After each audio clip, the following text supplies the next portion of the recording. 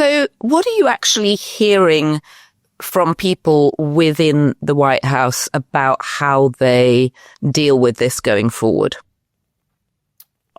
I think they don't know, and they are now responding to this thing. And I think that they're, I was picking up in the conversations, I had some reluctance from people around the president, but now as he has embraced this, that it becomes the thing that they too have to embrace, which is that Charlie Kirk and the death of Charlie Kirk is now the weapon to be used against enemies, all perceived political enemies.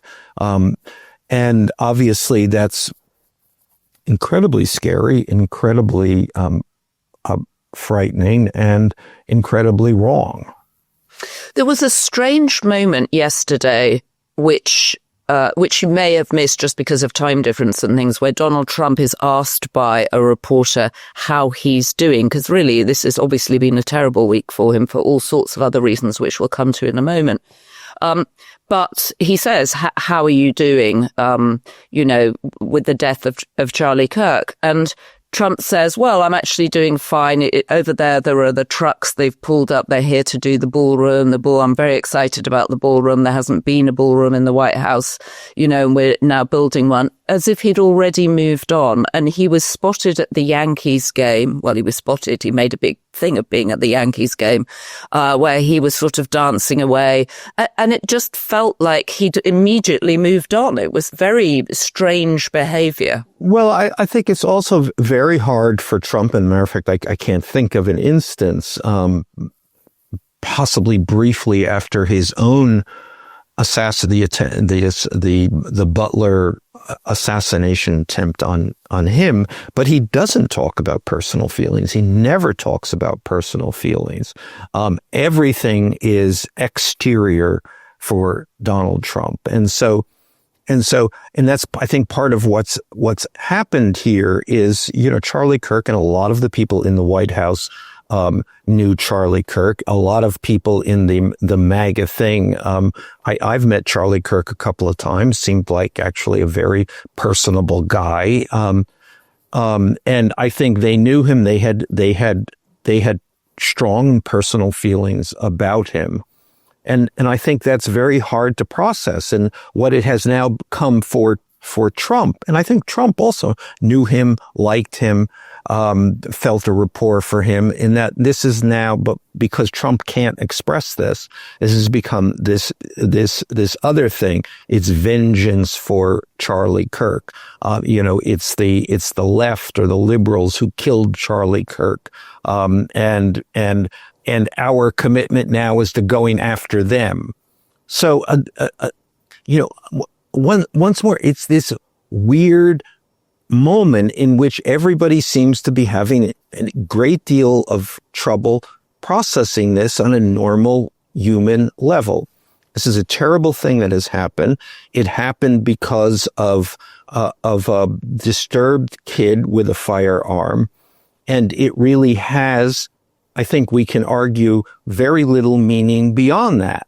And it is only now that with this reaction, and the MAGA reaction, and the White House's reaction, and Trump's reaction, turning into something else.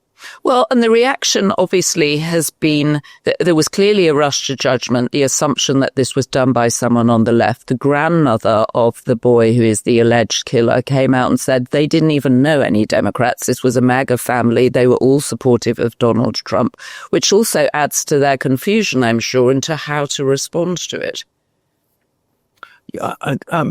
A total. Well, I mean, the response began before we even knew, and that's another issue here of that inability to wait to see what happened here. What are the facts here? Then complicated by the whole FBI's response in this, in which they became a laughingstock. I mean, so it's no surprise that Kash Patel and what's his name? Dan Bongino, his number two. Yes. I mean, these two guys who have no business being anywhere near a leadership role in the FBI, screwed the whole thing up, a cock-up of enormous proportions. So it becomes necessary somehow to cover that up, or at least somehow distract from the fact that that once again the Trump administration is beset by incompetence. Well, let me just ask you something though, because they did get the guy. Was it a cock-up of enormous proportions? I mean, 30 hours later after the assassination, the guy is in custody.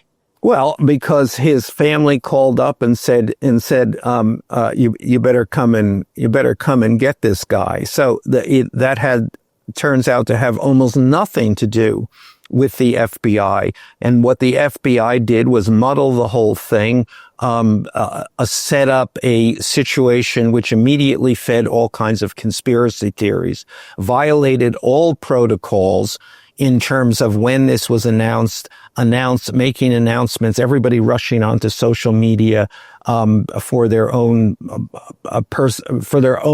individual purposes instead of following procedures. And this includes not only Kash Patel, but also Donald Trump. Again,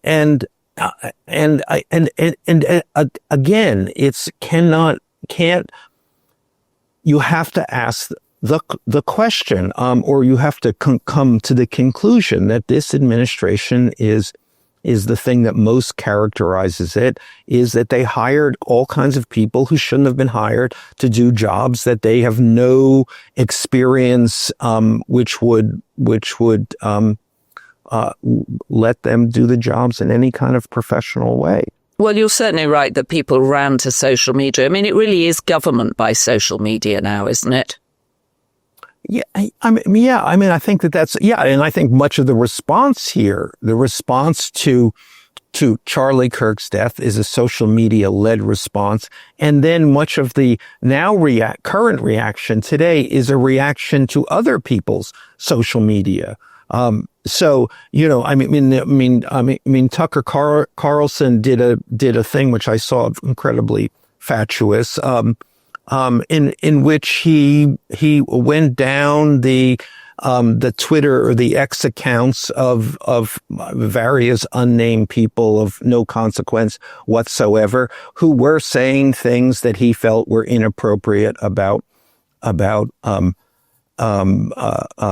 Charlie Kirk's death. And the point of this is people say inappropriate things all the time. So, and the point here, this is a larger social movement, according to Tucker Carlson, and this is all to demonize now the left. I give up. I mean, nothing makes sense here. Well, it's also very difficult to understand why they want to live in this world with heightened fear, heightened violence. This just seems a very scary place for America to be going. Well, I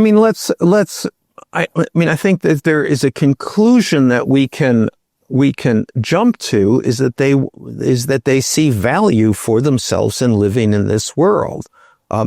They see value in us against them. They see value in declaring their own righteousness and the